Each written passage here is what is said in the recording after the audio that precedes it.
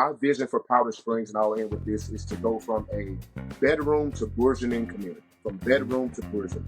And I say that because we have been historically known as a bedroom community. And, if you think about one of the four elements of gross domestic product, GDP, one of those elements is net exports. And I liken the citizens of Powder Springs and our lifestyle as being part of the net export.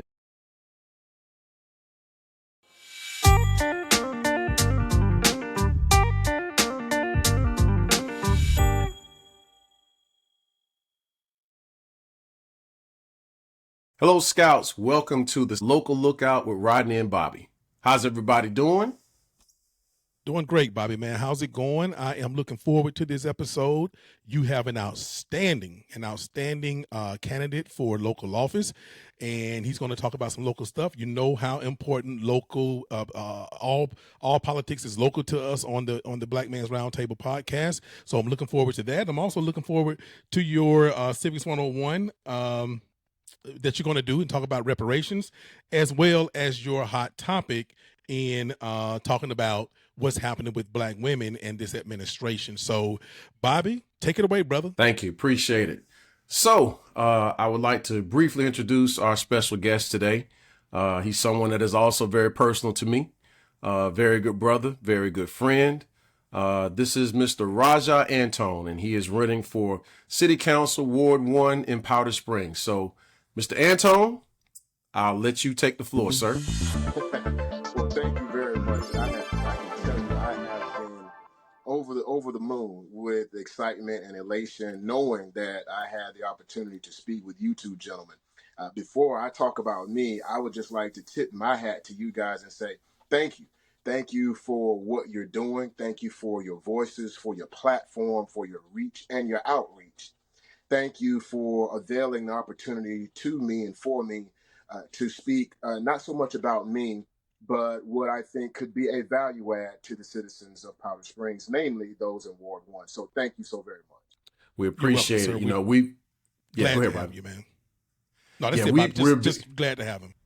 Yeah, we're glad to have you. We're very big on speaking about local politics here and trying to give voters as much education as possible, because I said it before the election, we have a very, very ignorant voting base in this country, and we have to chip away at that little by little to get people to understand politics and just about, this actually affects how we live. So that's all I want to say on that. But I want to give you the opportunity, since you're running for city council. We also had Brother Michael McNeely on as well, running for city council in Mableton. So we want you to share your platform. Share what is your platform that you're running on. So just a little bit of background, and then I'll definitely answer your question directly. I'm originally from Greensboro, Georgia. It's an hour east of Atlanta. It's the midway point between Augusta and Atlanta, right on I-20, right there at Lake Oconee. So, I kind of grew up in the dichotomy, if you will. I grew up in what, north of I-20 is Smallville, USA, and south of I-20 is where the Ritz-Carlton is. It's truly a tale of two cities, of which I am proud. I went to Mercer University and graduated from there in '98, and moved here officially, just an hour triangle, moved officially to Atlanta right in '98. My goal was never to be an elected official. I remember watching some of those documentaries, in particular about Martin Luther King, Dr. King, and I just remember this segment, this clip about not being the king, but being the kingmaker. And I don't want to say that I'm a king or a kingmaker. I know we've got that element in our, Bobby, we talk about national politics. I know we've got that element that kind of drives some of us crazy, just the concept of one being a king or wanting to be a king. So that's not what I'm saying. It's just a matter of, I wanted to be behind the scenes. That's the point I was trying to make. But fate would have it that an opportunity presented itself, and so I am taking that opportunity and trying to do with it what I can to make the city better. To answer your question about my platform, it's really a four-pronged platform, four pillars. It's about purposeful leadership and service. It's about smart growth, smart economic growth and development. It's about responsive public safety and city services. And lastly, just about in that relationship with the smart economic growth, lastly, the residential and community development. So those are the four key pillars, if you will, of my candidacy and of my platform. Thank you. I want to ask you as well, just based off of those four pillars that you just named, which one of those in particular, or if you don't have one in particular, which one would you say is probably the biggest? What is the biggest need for Powder Springs? What do you Sure. think is the biggest need? Sure. I've always said God is not making any more land. God is not making any more land. And I am such an advocate of a staunch supporter of this current administration, local administration of which I'm speaking, our mayor and our city council and our city manager. They have done a stellar job, in my opinion. The only, and I've said this publicly, privately, it doesn't matter. So there's nothing untoward here.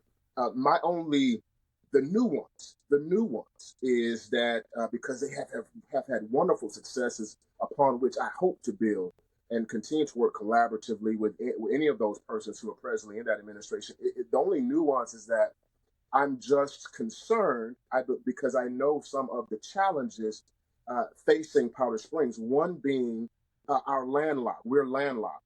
So we have our wonderful neighbors, Mableton, Austell, Hiram, so on, Douglasville, so on and so forth. And we're landlocked, Marietta.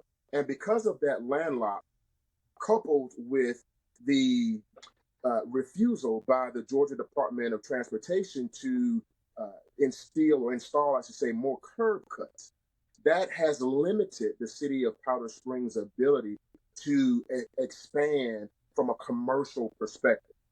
And so when I say my second pillar is to your question, to your point about which one is the most, you didn't say the most important, but the one that jumps out, it's about the smart growth and economic growth. Why is it about being smart? Because we have to navigate those challenges and those nuances surrounding limited land and limited opportunities to build those curb cuts so that those businesses and other endeavors can come to pass. So I believe that one way to address that is with effective and efficient zoning, and of which I've had experience being the vice chairman for quite a while previously. Also, I think that the prospect of annexation.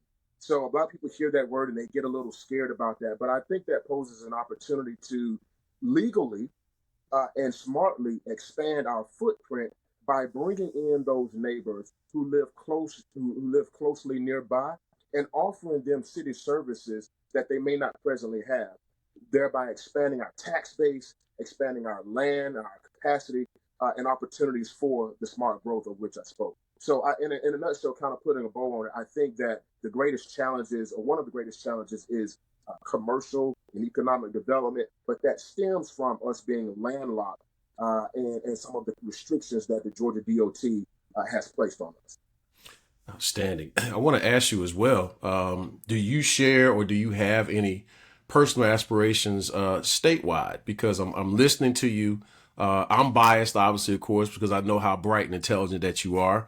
I know how your platform is genuinely to help people. But would you look at something statewide? Would that be something you'd be interested in going forward? I will answer the question this way. You know me, Bobby. You know I'm going to give you a truthful answer. Mm-hmm. Just as I did not plan for this one, I have not planned for anything beyond this. I really have dedicated myself to this opportunity to serve these people. Now, dreamcasting, right? Forecasting. Could I see myself in that role? Yes, I could, because there are some state level opportunities that I think bode well for our people from a state perspective, not just from a local, not just relative to certain demographics, but from an entire statewide body politic. And I do believe that just like with this particular opportunity, I'll say this again, a moment of transparency. The person who presently holds this seat is a neighbor. Oh, And wow. I think very, very highly of him. He lives in another subdivision, but I mean, he's a neighbor. And so, with that, one person who currently is in this type of role at the state level is someone whom I think well of. And so, I am more about collaboration than confrontation. So, would I seek a higher level position? All the stars would have to be aligned. I certainly would not want to split any votes, and I certainly don't. I'm not in the business of making any enemies. But to answer your question directly, it would be something that at some point, I could put on my radar.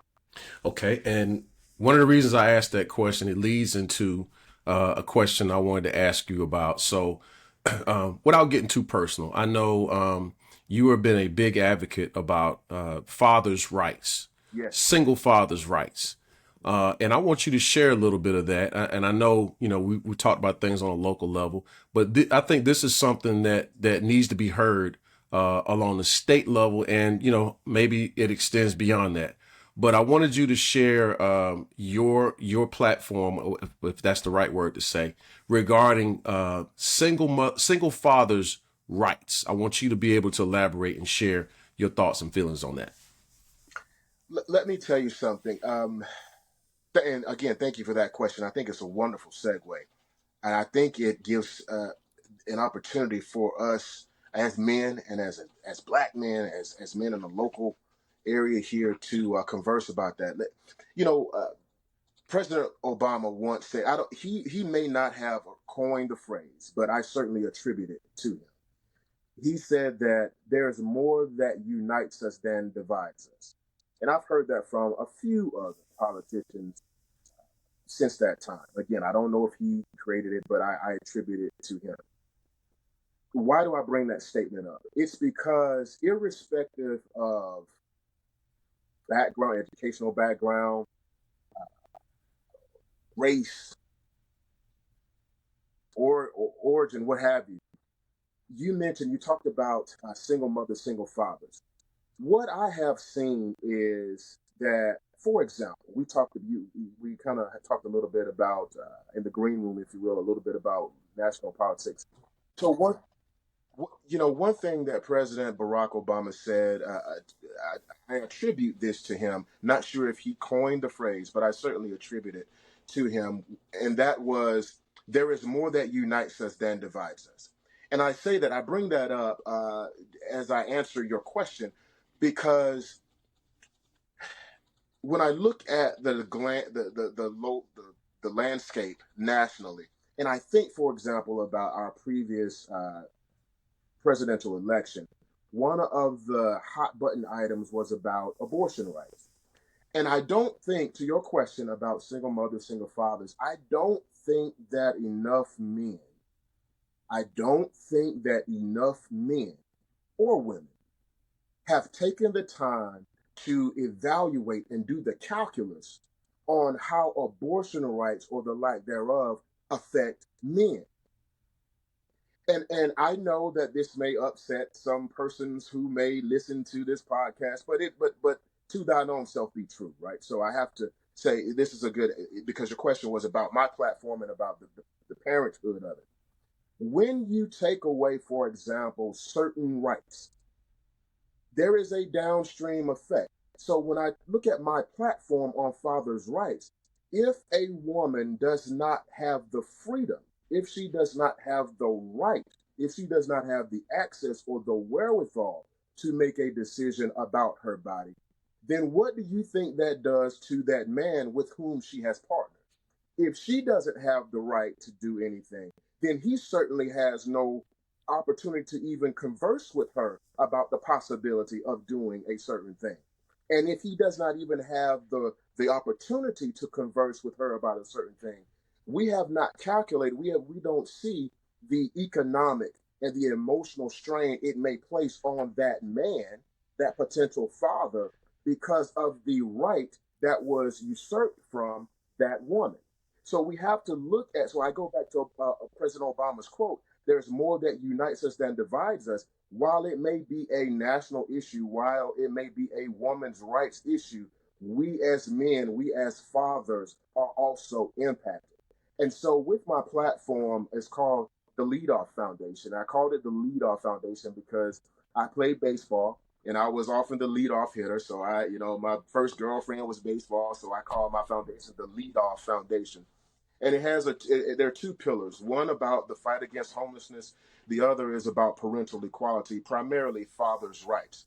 And so when you ask me, Bobby, about statehood, about state offices, that is, I meet with the Georgia Child Support Commission on a monthly basis, and there are three subcommittees, and so I just don't see the urgency, the fierce urgency of now. Another President Barack Obama quote: "I don't see the fierce urgency of now as it relates to parental equality as it impacts fathers. I don't give a flip about deadbeat dads. I'm talking about fathers."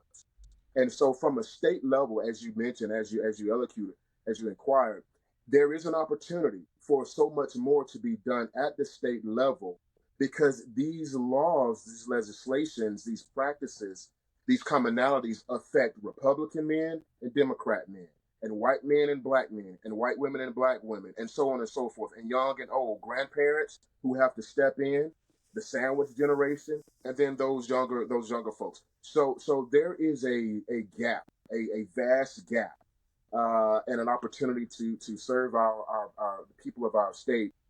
And I think that it's grassroots foundations like Fathers Incorporated and so on and so on and so forth, mine included, that will create that groundswell that will hopefully bubble up to the state level to make that impact that I think will benefit and bode well for us all. And I can see that connection to local, state, federal, across all demographics. There are so many things that unite us far more than they divide us.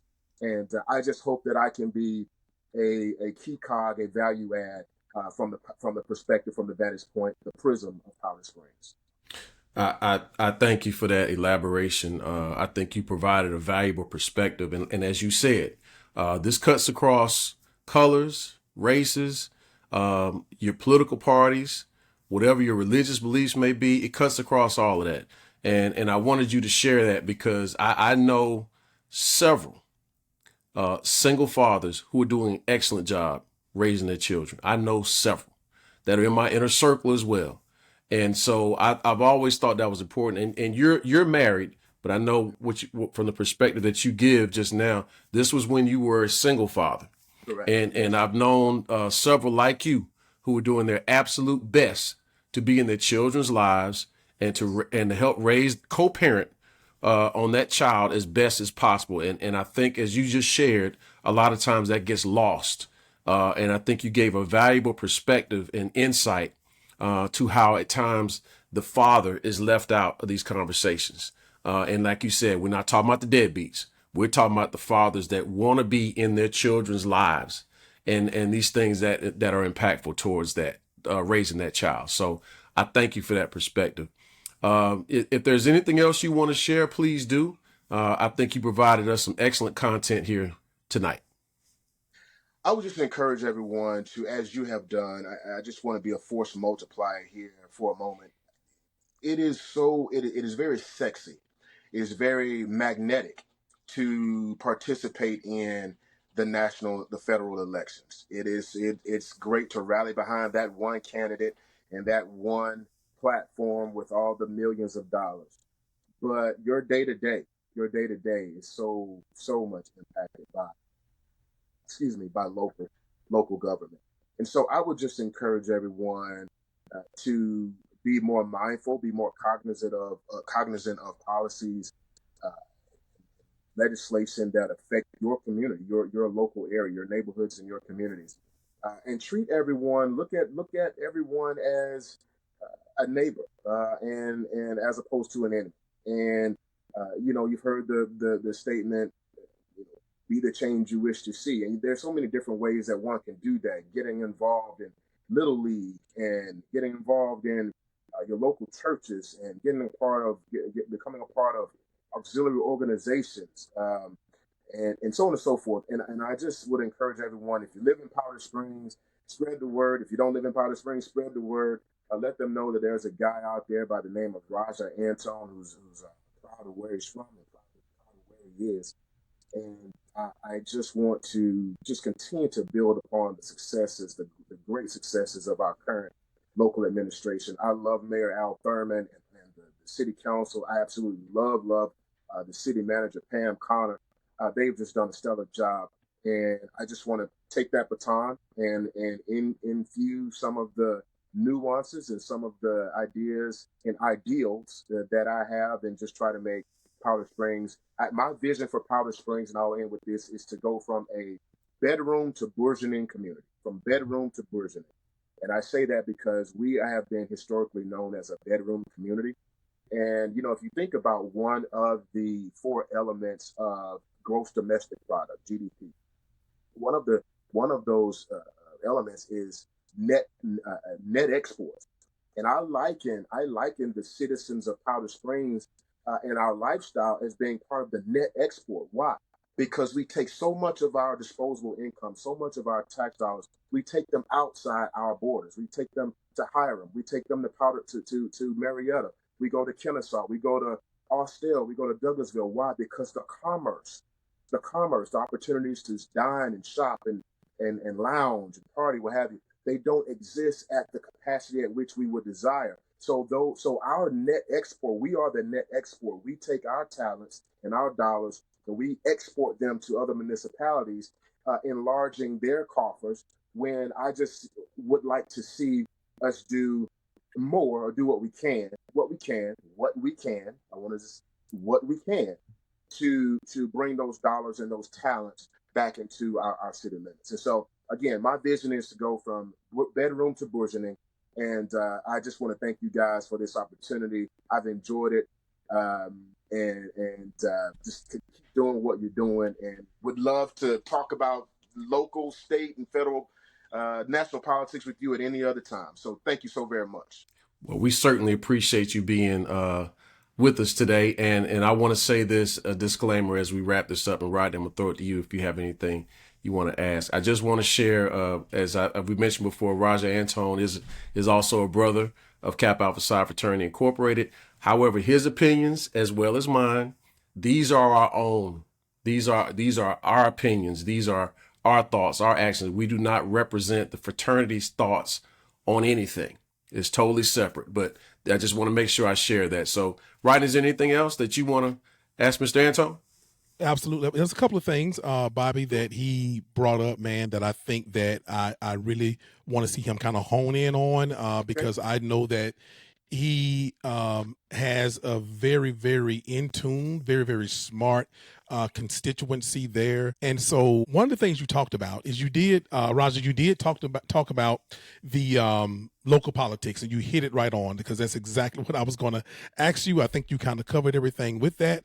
But being that you basically talked about the importance of local politics, now I want for you to kind of shift that a little bit. And I want for you to talk about, for instance, and the importance of municipal politics and what it can do versus your county. You know, thank you, Rodney, for that. Yes, sir. And people need to hear those things. I love alliteration, and I was trying to think of a C to go with county, but I'm going to stick with county. I love alliteration too, brother. Yeah. Listen, it starts with let's think about national and let's think about federal. Think of that as constitutional.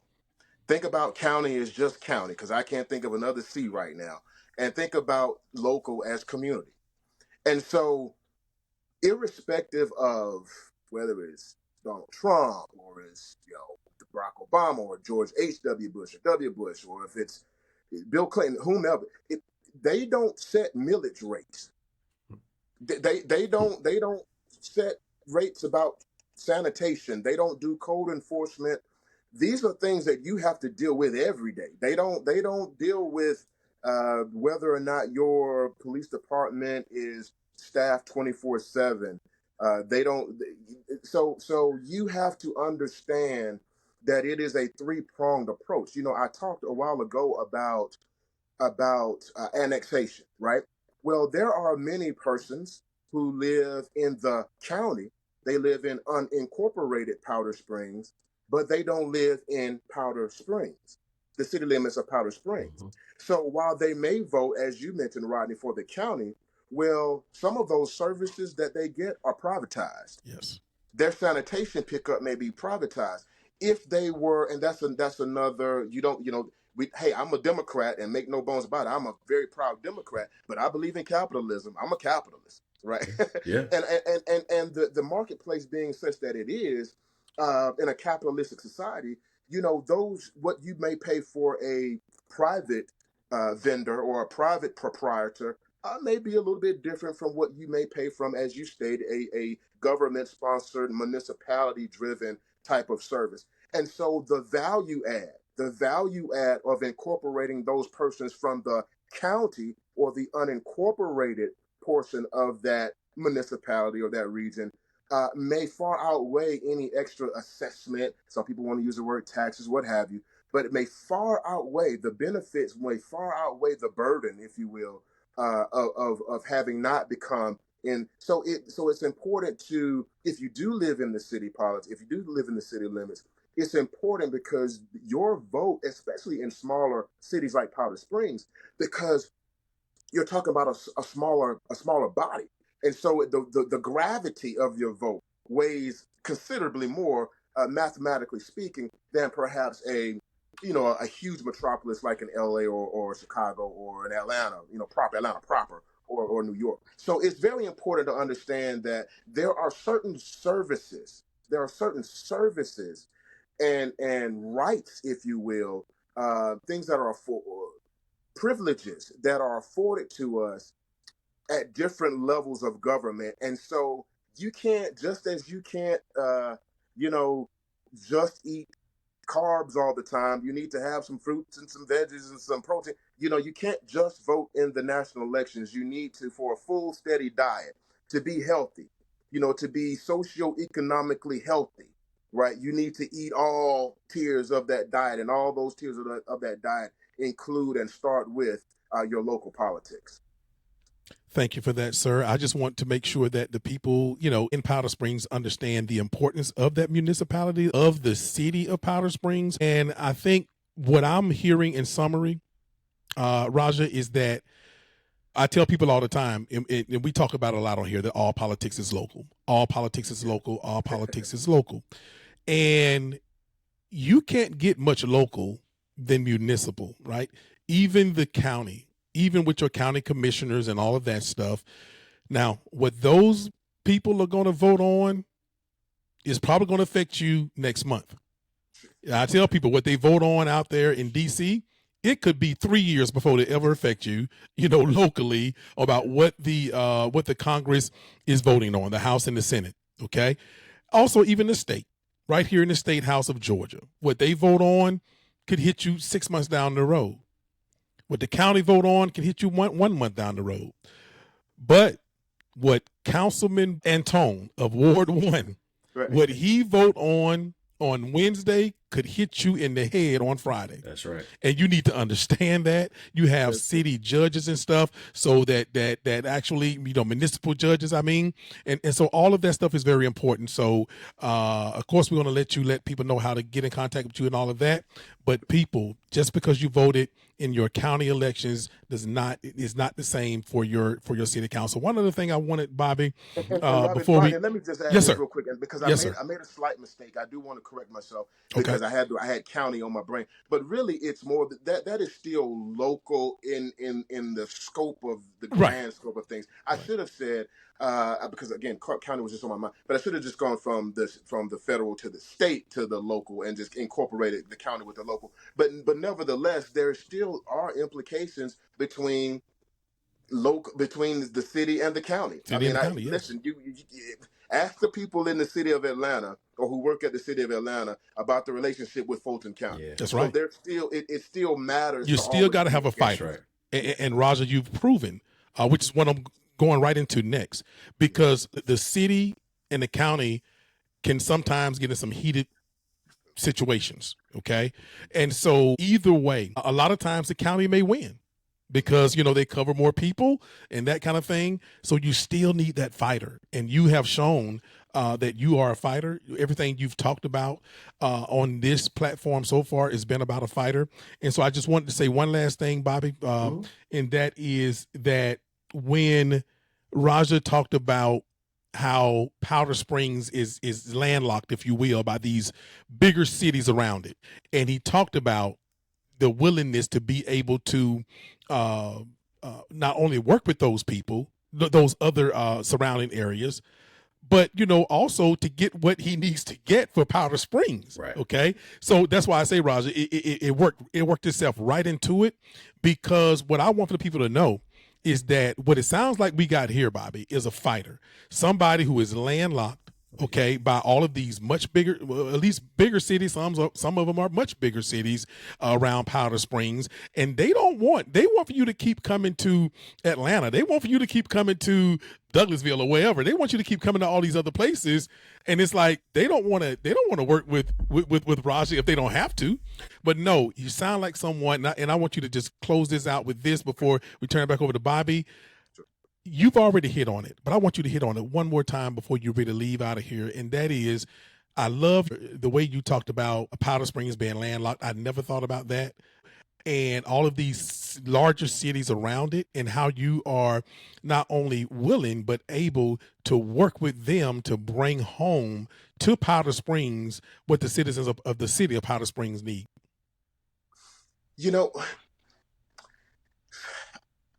What you find is some of the strife, some of the obstacle is rooted in how businesses perceive, again, back to that capitalistic perspective, Rodney. So they look at it like, a lot of businesses will look at it like, there's a Chick-fil-A in Hiram. So why do we want to come 3-4 miles that way into Powder Springs and place another?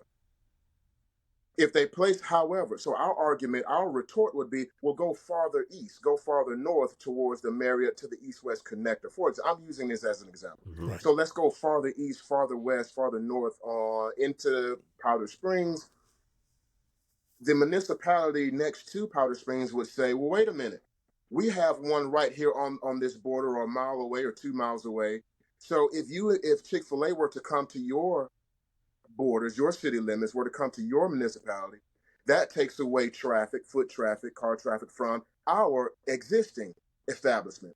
So you have that dalliance, you have that dance with the municipalities, not that they besmirch Powder Springs, not that we are the enemy, but people are just looking at it from an economic perspective, from a capitalistic perspective, and saying that businesses are saying, we don't want too much saturation. The municipality is saying, we don't want too much competition. You have the zones, the way the land is zoned, and it may be zoned for commercial, or it may be zoned for residential, but you're not going to build anything there, or it may be zoned for commercial, but you want to build residential. So you have that dance on what's the proper fit for that location. And then the other part is, it's just such a premium on land, Rodney. So when I talked about annexation, we really wanted to go farther. That would be southeast over into Austell. But guess what happened? A new city was erected called Mableton. And Mableton consumed that land before we did. So again, you have limited resources, land resources, you have limited funds, and you have competition. And then if you don't move swiftly enough, you don't move efficiently enough, not saying that we have it or anyone has it, but you have that competition for those resources. And so to your point about those other areas, those surrounding areas, wonderful neighbors. Love Mableton, was just in Mableton probably 2 days ago. Love Marietta, used to live in Marietta. Love Austell, love go to Douglasville all the time. In Hiram all the time. Have nothing bad to say about any of those districts, those areas. But the resources are few. So when I say God isn't creating any more land, we have to have, that's where the smart growth comes in. We have to make sure that we don't take the land that is optimal or presently zoned as commercial, and we don't sacrifice it for residential or for other opportunities, industrial, or what have you. Because if we do, then we won't have the opportunity, on top of the fact that we're landlocked, on top of the fact that GDOT doesn't want to make any more curb cuts, we won't even have the land to place a Chick-fil-A to start with, irrespective of those external those external forces. The internal forces may preclude us preclude us, from prevent us from endeavoring in that opportunity. So back to your, so just to, as you mentioned, to close it, the net is there are just a lot of there's a dalliance of external and internal variables. I don't want to give it a negative connotation saying forces, but there are variables that we have to navigate intelligently to get the most out of our wonderful city that we can possibly get. And that's what I think, because, in order to grow, you have to have that tax base. But you want to have a mix, because if you have too much housing, those folks are just still going to take their dollars out. And if you don't have enough housing, then the businesses won't come. So you just have to have that smart, intelligent conversation. You have to listen. We have to listen to what our citizens want, our neighbors want. And I don't want to just say citizens, because, that opens up another thing there. Our neighbors, let's call them neighbors. Yeah. We have to listen to what all our neighbors want, because we all have poured into. And so to make you listen to our neighbors to make the best decision. And with that, I'll close just that we have limited resources. We're landlocked, GDOT, curb cuts, the tax base, competition, external and internal, capitalism, business 101. You have all those things that you have to determine in order to make the best decision. But I think we're in but I believe in our people, our promise, and our potential here in Powder Springs. And I know that we can get it done. It may be at a glacial pace. It may be on a smaller scale, but I have no doubt that we can get it done. Thank you for that, sir. You've made me realize that Powder Springs is a landlocked island, if you will, that is surrounded by a bunch of sharks, but good sharks. Because you don't talk about folks like that. Surrounded by a bunch of good sharks, but it appears to me that you are definitely up and ready for the fight to be able to slay some of those good sharks in order to get what the people need in Powder Springs. And but hey, you made me look at Powder Springs in a whole different way. I'm looking forward to watching you in the fight. Appreciate you, brother. Bobby? Hey, thank you. Thank you so very much. Thank you so much. Thank you so much for coming on and giving a valuable perspective. We really appreciate it. Absolutely. Thank you very much. All right. Thank you. We'll see you out in them streets and them suites. My best to the Black Men's Roundtable. Keep up the good work. Thank you, sir. Please support us. Please support us just by tuning in. Oh, but Bobby, before we let him out of here, he need to tell people how you can reach and support and all that. Oh, yes, please share. Please share, Raja. Sure. Yeah. Thank you. Thank you for that last opportunity there. So yeah, my website is rajaforthepeople.com. Rajaforthepeople.com. That's all spelled out, no numbers. You can go there. You can find out my background and family and all the activities and or organizations of which I'm a part. You can find out about the platform. You can find out. You can see several of my endorsements, from business owners to neighbors to past and present politicians. And I hope not to be just a politician. I aim to be like Maynard Jackson. I want to be a statesman. That is another level. That is one mixed with the highest level of integrity. So not just a politician, but a statesman. You can also find ways to contact me to get involved in volunteerism. And certainly you can find a way to all the multiple ways to donate to the campaign. So we welcome your prayers, your support, your word of mouth, and certainly welcome your dollar. So thank you for that opportunity. And again, from one fighter to another, to two others, keep up the great work. Thank you, sir. We'll see you in them streets. Yes, sir. Yo. All right. All right, Brother Antone. Roger ready to fight. Yes, Jack. sir. Yes, sir. I knew he just let him go. He got it, and he gave some valuable insight and perspective. I think that is very, very much needed. So with that, we will move into Civics 101. Is there anything else you wanted to add, Rodney, before we jump into it? Absolutely, man. Let's get right into this Civics 101. All right, so I chose the topic this time about reparations. It's been burning me since our last discussion with our host special about reparations, and the conversation has continued. I've seen certain things on social media. The reason why reparations is a sensitive topic to begin with, let's start with first, what does reparations mean? The term reparations means to repair, okay? Yep. So we know in the history here in the United States that we've given reparations to the Japanese for the internment camps. We've given reparations to the Jews for what happened with the Holocaust, even though the United States was not in any way, shape, or form involved in the Holocaust itself. But we have given reparations to the Jewish people. Okay.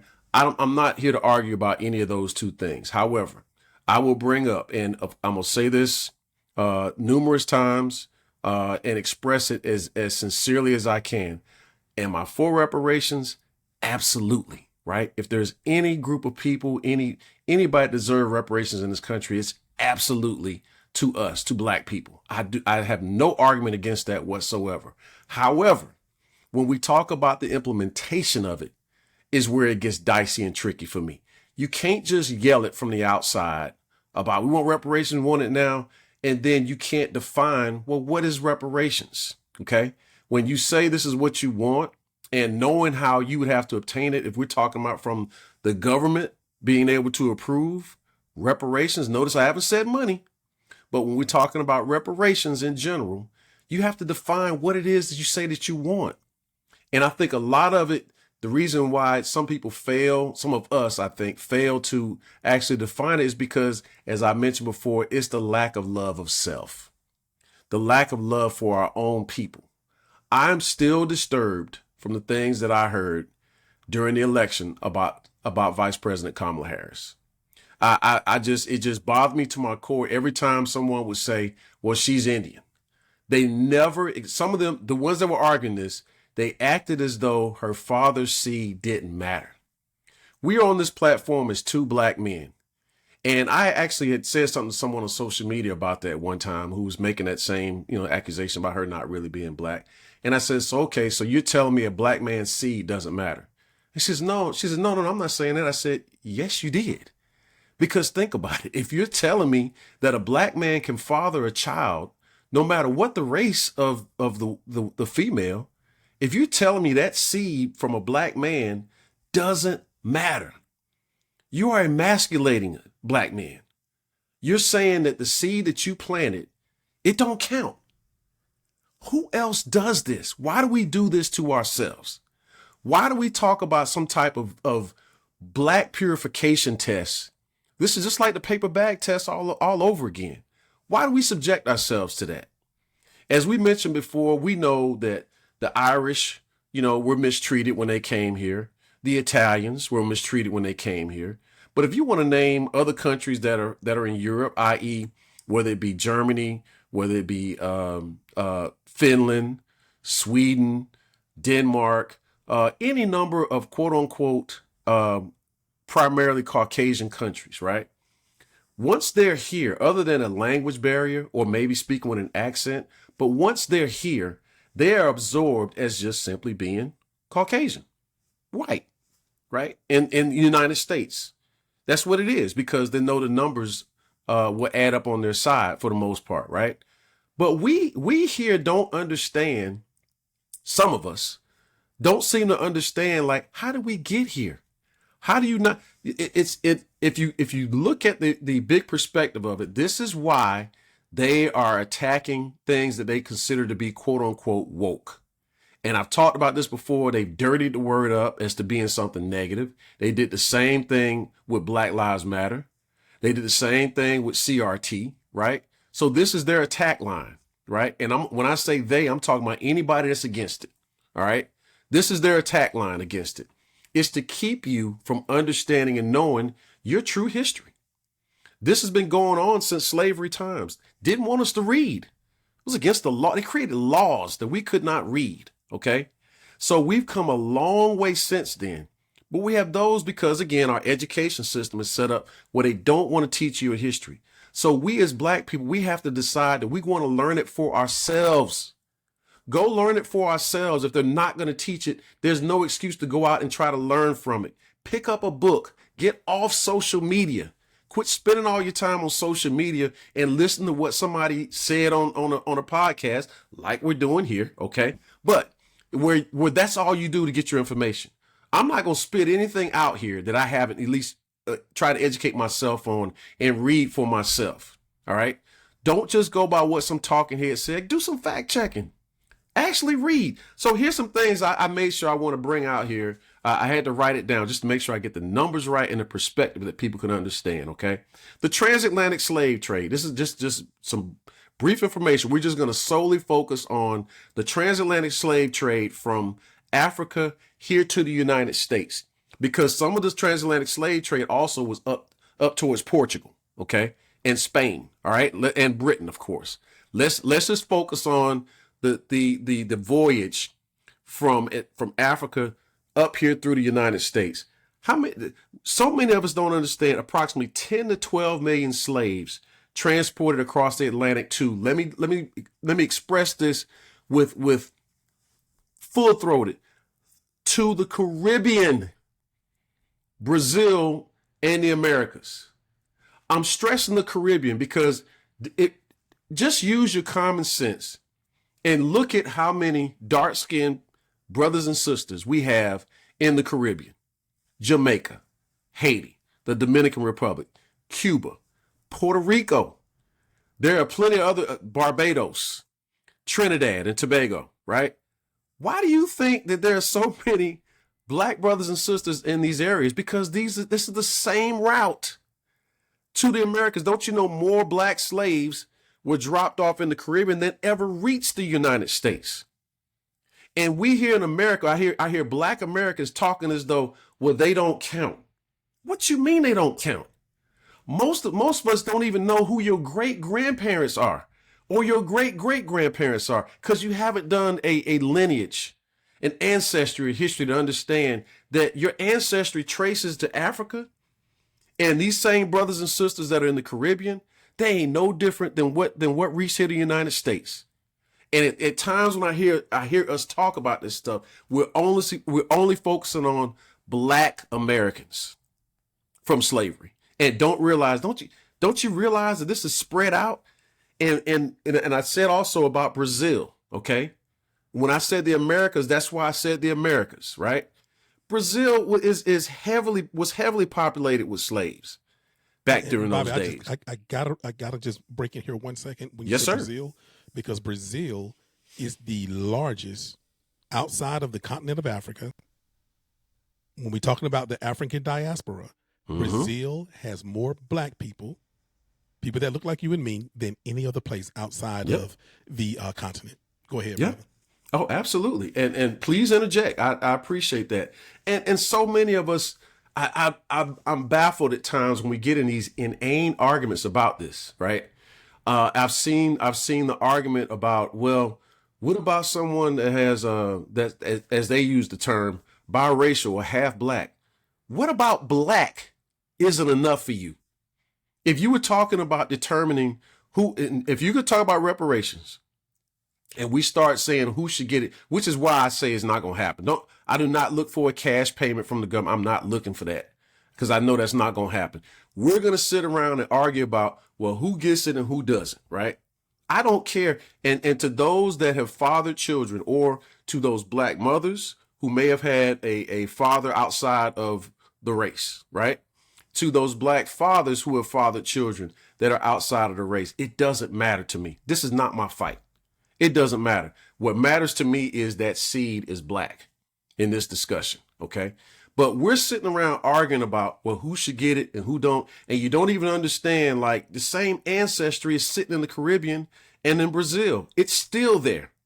That same passage is on the way here, right? But here in America, in the United States, we're only focusing on black Americans as though there was no slavery anywhere else. You know, and that's because you haven't been taught it. You haven't taken the time to read and understand it for yourselves. And all we do when we get into these divisive discussions about it is we're doing their work, because we're arguing amongst ourselves and they're hearing it. So how do you expect them to take something serious if you really want them to listen and take something serious? For one, when you don't vote enough to get representation, even to hear the argument. And then you're arguing amongst yourselves as to who qualifies in this quote unquote black purification test, right? It's ridiculous. And all it is divisive amongst our people. And we don't realize, let it go. If I know back in the days, of course, before I was born in the 40s and 50s, Do you realize like how many white men fathered children with black women and wanted nothing to do with them? They left that woman, right, in her circumstances in the black community to raise that child by themselves because the white male didn't want to come around and basically acknowledge that that was the child that they fathered. So who were they left to grow up and raise? What type of psychological damage are we doing to these children right now who have one black parent if we're sitting around arguing about whether or not they quote unquote count? What kind of mental damage are we doing to them in their psyche to learn about their history? Well, they're telling y'all, listen to some of you argue about, you telling me I don't count. I don't count in this discussion. My mother's black. My father may be a different race. And you're telling me I don't count. My daddy's black, but my mother's of a different race. You're telling me I don't count. What's going to make them want to go learn about our history when we're doing that to ourselves?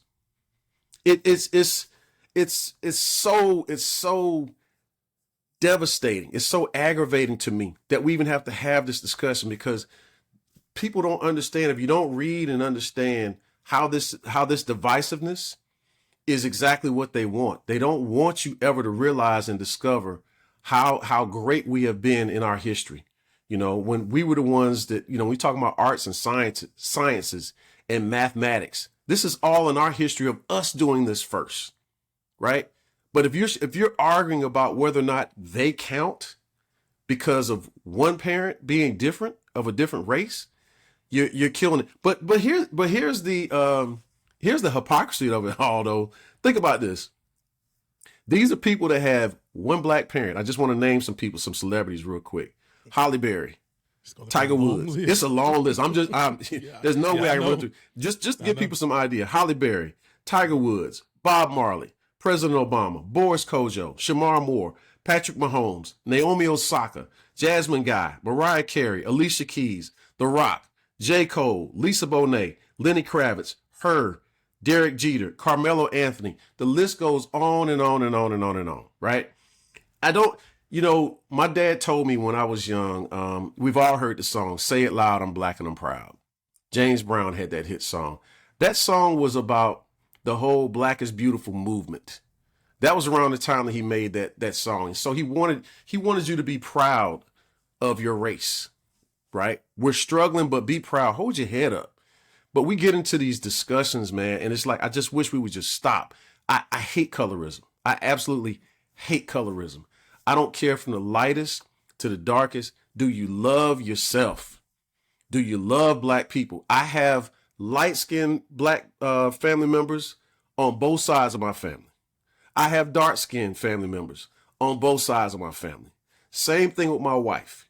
Why are we arguing about this? It doesn't matter. The beauty, I think, of our race is that we have so many reflections of who represents us from light skin to dark. It doesn't matter, right? Only we make an issue of this, and it's only divisive. It's only divisive. So slavery has done a lot of things to us as a people and as a culture. We know about the Willie Lynch letter. We've talked about that. This is all part of that plan. And so I just, I just think about the things that we've done to inflict our own personal harm. And all I just want us to do is like, just think and say, man, look, we're wasting time arguing about this stuff. There's more things that we could be planning together to unify what we're talking about. And one final thing, Rodney, and I want to hear you, your perspective on this. And I've said this before.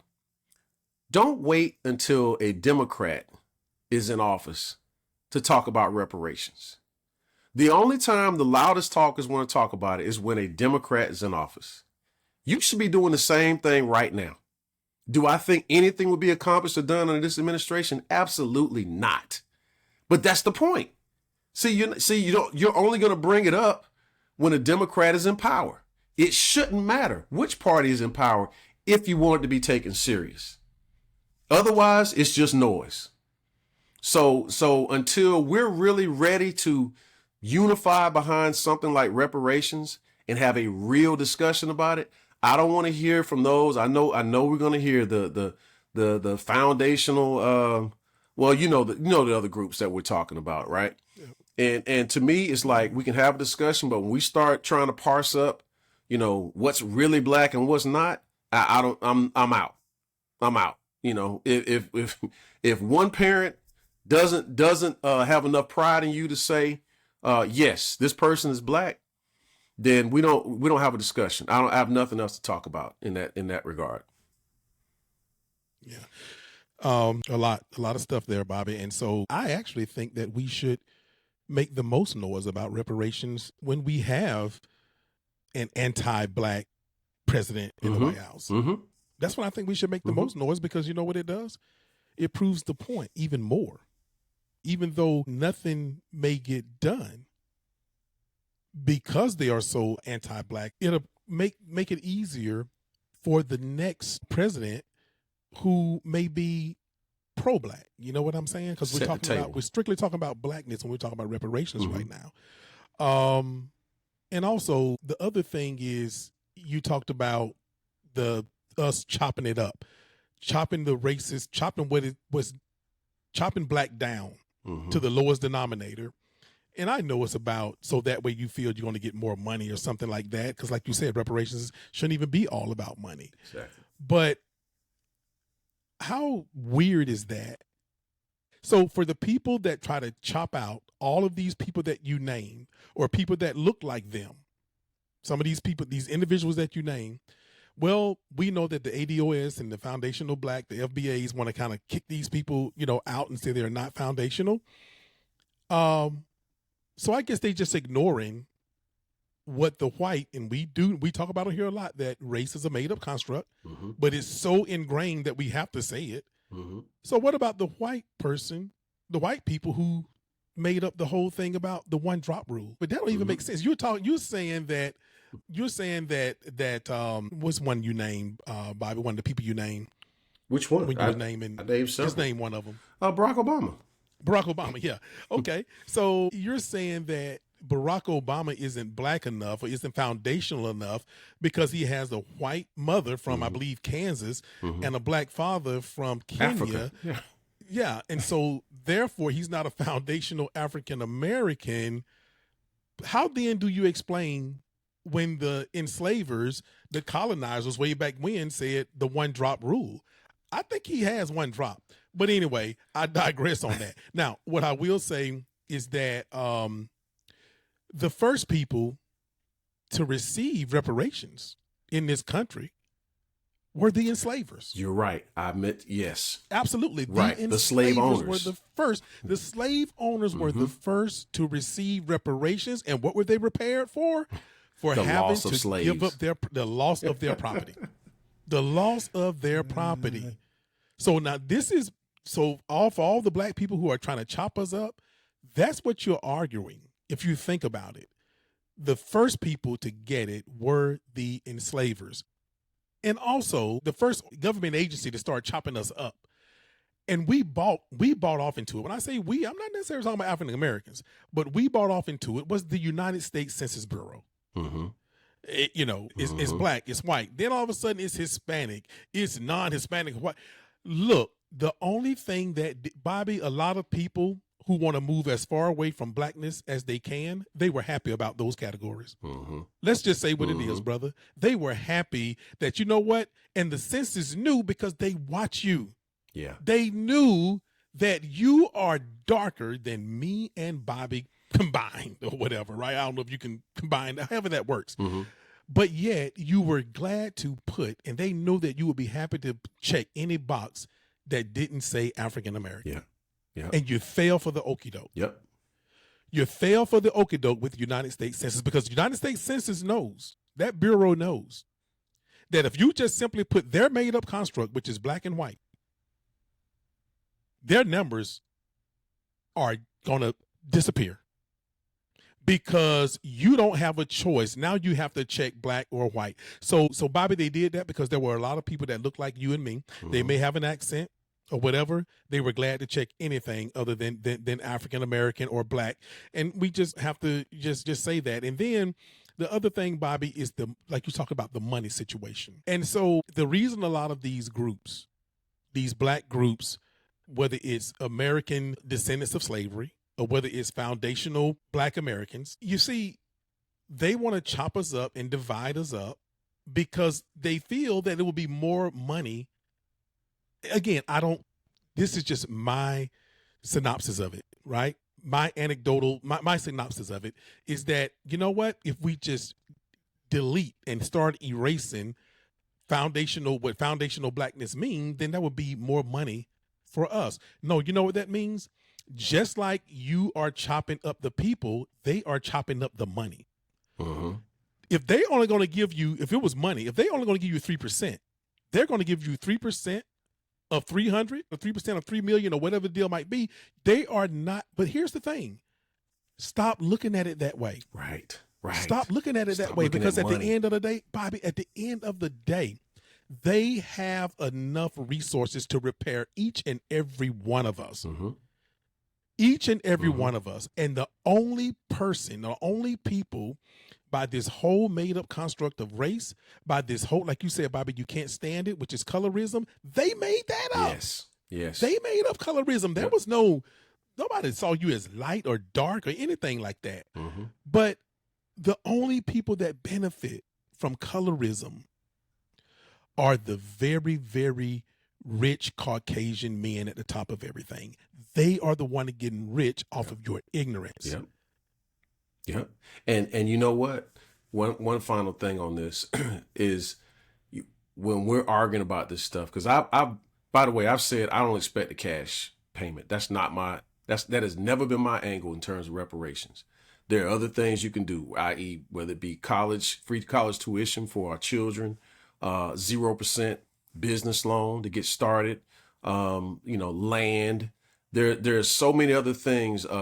I've said even paying off a mortgage. There's or maybe reduce the interest rate down to 0. There's so many other things that can be done, right, in terms of reparations. But you can't define a number. Who the hell wants a government panel or committee deciding on who gets to qualify as Black or not? How you going to define that? And we're not even talking about those that try to say this whole foundational Black stuff. Okay, like I mentioned before, most of us can't trace our ancestry back but so far, right? So how do you know, going way, way back, even further than you can think of in slavery, how do you know who fathered a child through one of the female slaves, right? Because that happened. That definitely happened, right? How do you know somebody in your family bloodline wasn't Black from back in those days? We couldn't go to a hospital. They weren't letting us come check in the hospital, and this person here, yeah, they were born at such and such hospital back in the 1930s. Not saying that there weren't any, but it was not to like it is right now, right? So you don't know who else was traced in there. Most of us, like I said, don't know how far back our lineage goes, to even make that determination. And you damn sure don't want no government committee trying to make that decision for you. So there's all other kind of ways, if we're going to talk about that, if you're serious about the issue, there's other ways to actually have that discussion without being a cash settlement, because you can't quantify the number. To me, you can't quantify the number that is owed to us, right, for building this country for free. I have no idea, and I don't know how anybody could come up with a number for the number of things that were built, businesses that were established, on commercial land, what land was stolen. I have no idea how you can come up with that number, because I think it's an infinite number that we can't sit down and calculate. That's just my opinion. So, I just want to bring a wrap to it, unless you had something else you wanted to add. No, I'm just going to say, Bobby, if they start with the original, 40 acres and a mule, and then you try to quantify and try to calculate that into today's monetary, you're going to be broke before you know it. But I do know that Dr. King back in the day came up with a number along with folks that around him, and if it's going to be monetary, then maybe I look at the money. If there was going to be a monetary thing, that it should be supplemental to land. I think land is the most valuable thing that we can be given, because We built this country for free, like you said, and land is very, very valuable, making it to where the land can never be taken back no matter what. I think with that, and then maybe some monetary thing or whatever. But yeah, Bobby, they've made up this construct. It's been working for them, and I just wish that they are watching us fight about it. They are watching us fight over it. They're watching us reduce ourselves, and we just need to stop. Now, I do think that the voices that are out there that are doing this are very, very small, but however, they're very, very loud. And let me tell you something, loud a lot of times, especially in today's, this day and age, as they say, loud actually beats out the numbers, because the Tea Party, for instance, is a perfect example of that. There were not many of those people at all. And their effect is still being felt and will be felt for the next 10, 15 years or longer. Yeah. So, yeah. Excellent point. Excellent point. With that, I want to move on to our hot topic. Good discussion, by the way. Good discussion. Yes, sir. Great discussion. Great. The hot topic I chose for this segment, this episode, I should say, are regarding Black women that are being targeted by this administration. And it's not a coincidence. It is certainly intentional for a number of reasons. So I want to read out some numbers that have happened since this administration has come forth. Again, I wanted to print it out so I can give you the perspective, the right numbers. Right. So, Black female unemployment is going up. It's up to 6.3% as of July. As we're just venturing into September, so the August numbers, we'll see how they are when those numbers come out. But from March to April of this year, the Black women's unemployment rate rose from 5.1% to 6.1%, which represents the largest month-over-month increase amongst all gender and racial categories. This is from The Root, and I got this from ChatGPT. According to the Bureau's April jobs report, Black women lost an estimated 304,000 jobs between February and April of this year. However, the U.S. workforce added 175,000 jobs within that same period. Black women lost an estimated 304,000 jobs between February and April. Oh, I said that already. However, that they make up, Black women make up 12% of the federal workforce, and that's the highest amongst any minority group. This is according to the Equal Employment Opportunity Commission in 2021. That's just to give you an idea of the percentage of Black women represented in the workforce. So I thought about this with the most recent attack that the felon in chief has targeted Lisa Cook, who was on the Federal Reserve Board of Governors. Yep. And I started just thinking out loud to myself and saying, like, this is a pattern. One time is a coincidence. Once you get past one time, it's a pattern. It's not a coincidence anymore. And this has been continuously from him since he first was put in office. So when you start looking at some of these names, I'm just going to throw out some of the stuff that we're talking about here. Attorney General Letitia James of New York. Vice President Kamala Harris. He just recently, took Secret Service from protecting her just recently, right? Last week, as a matter of fact. We know about the attack on Attorney Fonnie Willis here in Georgia, attacking him over his interference in the Georgia elections. And he did interfere, okay? He did interfere and he did try to cheat. One of the things I said before the election happened last year was, if he tried to cheat one time, what makes you think he wouldn't try it again? So that's another discussion for another day. He accused Beyonce of receiving $11 million from the Harris campaign. And for her to be prosecuted for it. And he said the same thing about Oprah. Absolutely nothing to substantiate those claims whatsoever. And I like how Beyonce shot back with the money she gained off of her tour, I think, which is well over $500 million. To think that she would take $11 million just to be endorsing a presidential candidate is just stupid on his face. He was very disrespectful to Abby Phillip. I remember that when he was in office the first time, saying that she asked some very stupid questions, and he did that publicly on purpose to try to embarrass her. Same thing with April Ryan. He had an issue with April Ryan when she was out there. We already know House Representative Jasmine Crockett, who's been the a lightning rod, but she's also very fierce. Love Jasmine, love her energy, love her passion for what she's doing. He does the same stuff all over again. He questions somebody's intelligence when he's being challenged. He always this low IQ stuff, same nonsense over and over again. When he acted an ass at the NABJ last year before the election, he was attacking Rachel Scott of ABC and Kadia Goba of Semaphore, who were panelists and moderators at the time in which he came. He attacked her. Dr. Carla Hayden, she was over the Library of Congress, and he and their administration falsely put out this claim about putting inappropriate books in the library for children, which was a lie.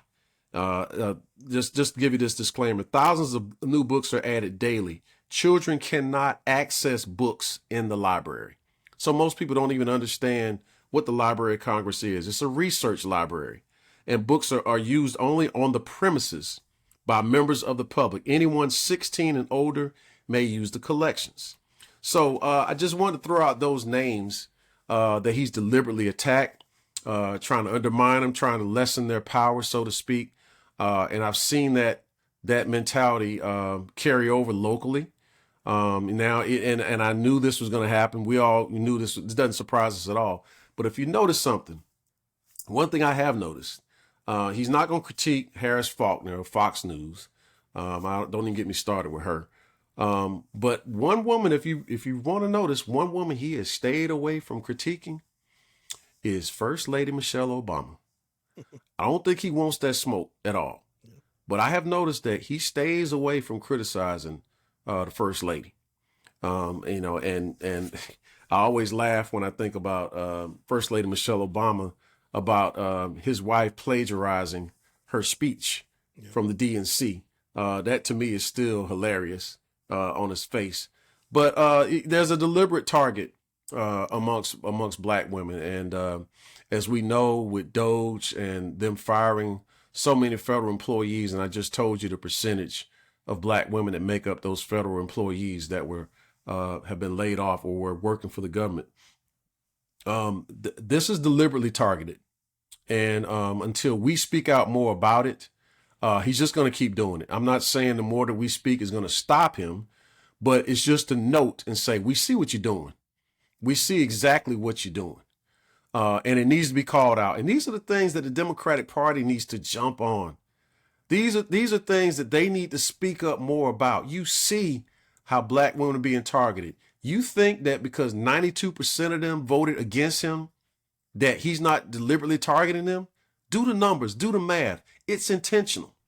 It is absolutely intentional to undermine them or to basically cut off some of their power or cut their power off. It's all done intentionally, and it needs to be called out more by Democratic leaders. So these are the things that we mention about the Democratic Party. They can do better. I'm specifically talking about them because we clearly see what's going on. We clearly see that is his target. So, again, when we're talking about black women being unemployed or deliberately targeted, like we said, we know it's because of race. We don't have to assume. We know it's because of race. And what are the arguments that you hear when you see some of these things publicly now? This is a cute little term they try to throw out now, is this whole term around victim mentality. Okay. And I had to print it off, just the definition of it. Again, I just want to prove a point because it angers me. It's like, no. You're not going to start using cute terms once again to avoid talking about the topic. All right. So I want to ask you, Rodney, anybody that's listening out here, let me just give you the definition that I wound up. Let me just look up the definition because I knew what it meant. But let me just read you the definition. And I want to ask you if any of this fits or applies to you, or do you know anyone that this fits and applies to? So let me just read it real quick. A victim mentality is a mindset where a person sees themselves as a constant target of misfortune, external forces, and other people's negative actions, leading to a belief that they lack control over their own lives and cannot improve their situation. Individuals with this mindset often blame others for their problems, embrace pessimism and self-pity, and avoid taking personal responsibility or proactive steps to change their circumstances. Okay? I don't know anyone personally that feels like they have a victim mentality when we have these discussions about what's going on with this current administration or about in general about their lives. Black people. We don't accept a victim's mentality. All right. What I just read to you is not what we believe. You have set laws. When I say you, I'm talking about to the powers that be. You have set laws to purposely block these things. We've seen the actions of riots when we have done for self. We've seen your actions of when there's an attempt to unify and move on. We've seen these things, right? So we don't sit around blaming others, complaining, avoiding responsibility, resisting feedback, relying on past trauma or neglect, external loss of locus of control, blame and helplessness, pessimism. Well, that's not us. That's a cute little way of trying to dance around dealing with the topic one-on-one. It's just another lazy label to give to us instead of addressing the issue, right? So all of us, the people that I know, I'm sure there are those that you know, we want to do for self. We just want the opportunity and want to be left alone. When I say left alone, stop creating laws and creating things that impede that progress. That's what we want. You know, nobody's looking for a handout. Nobody's waiting on you to rescue us, right? We have the mindset of we can do for self. We just need you to get out the way. Leave us alone and let us do for self, right? So all this, that victim mentality, BS, you can keep that. You can keep that because we know what it's like when we got to hustle and scrap and fight, you know, to get the opportunity. We know what that's like. We know what it's like when food was scarce, you know, at the home front. You know, we've all lived through those times where, hey, man, money is tight. You know, we got to pick ourselves up. We got to make some sacrifices here and there, but we're going to make it. That's our mentality. So I just want to make sure I threw that out there and get your thoughts on the victim mentality thing and about the targeting of Black women under this administration. Yeah, absolutely, Bobby. And let's see, victim mentality. We don't get to write the dictionary. We don't get to write Webster's and dictionary and all that stuff. But what that definition that you gave of victim mentality sounds like to me, from the Urban Dictionary, if you will, to me, what it sounds like is modern day what we call white privilege and white fragility. That's what it sounds like to me, because we know who they are labeling the victim as in the Webster Dictionary. You know? Yep. Malcolm X once said that Elijah Muhammad taught him to read the entire dictionary, right? And when he looked at every inference of the word Black, it was always negative. So we know who the victim is, and I'm sure that definition was pulled from some. You might have put it off the internet, but I'm sure it came derived from some white dictionary. So that's what it sounds like to me. Sounds a lot like what we call white fragility and white privilege. So do with it what you may. Do with it what you may. But now, as far as Donald Trump and how, Bobby, he wants to, like you said, there's a deliberate attack on Black women in this country from Donald Trump. And like we talked about on the last podcast, and I said that it is generally Black people, but specifically Black women. I was told as a young kid that hate is what you cannot have or what you cannot be. What you cannot have or what you cannot be. Hate is irrational. And so you can't really explain it. Like when someone's hating on somebody, it's like, and you try to explain why they are hating, it's always irrational because it's what you cannot have or what you cannot be. Donald Trump won, as he said, if you won the election on a landslide and with a mandate and all this other stuff, if you won, like you say you won, then you should not have this vendetta against Black people, the 92 and the 80 and the 82% like you do. You want to get us back. That's what it feels like to me. He want to get us back, especially Black women who 92% did not go for him. If you won in a landslide, what are you mad about, bro? You mad about what you cannot have and what you cannot be. I've always thought that Donald Trump want black women and want to be a black man. And he can't have neither one of them. Because neither one, you would not fit in with neither one of them. Black women won't have you, and black men will probably just beat the hell out of you in a corner somewhere. Yes. So, Bobby, that's what why would you be so mad you won? Why would all of these trolls who come to our platform, what do you want? Right. What do you want? You won. You got everything. What do you want? You know what you want? You want to be us, and you want to be with us. And the bottom line is that's what you are hating so much on. You hate what you cannot have and what you cannot be, because if not, you would just be celebrating this guy has a vendetta against black women because they went against him 92%. He's not satisfied with that. It's like, if he had his choice, I bet you, Bobby, if he had his choice right now, Donald Trump would give the world if those numbers would flip. Oh, yeah. If 82% of black men would vote for him, not because he would win, just because we like him. 82% of black men and 92% of black women voted for him. This guy would probably just lay down and go on to the upper room. He would be satisfied. I'm gonna interject that at one point. I have always said, whenever there's a discussion about racism, right? Why I've said I'll never understand it in this country in terms of whether white fragility, white insecurity, whatever you want to call it. And like you said, it's like you won unless you cheated, right? I can't prove that, but there's some questionable stuff about this last election. We ain't gonna sound like making unbased claims in 2020, but yeah, there's some stuff that could be investigated, but we can't depend on this administration to open up an investigation and actually look into it.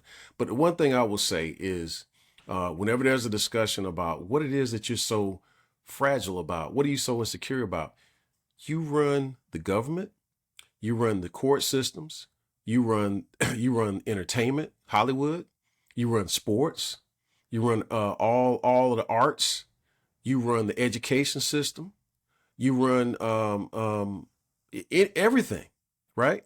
What is it that you run and that you losing from us? We had one black majority owner, one majority owner. I'm not talking about minority owners. There's several that are minority owners. We had one black majority owner, and that was Michael Jordan.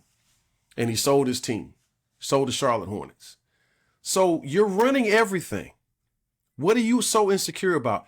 Every little small game that we make, you're crying about it the loudest, but you're running everything, right?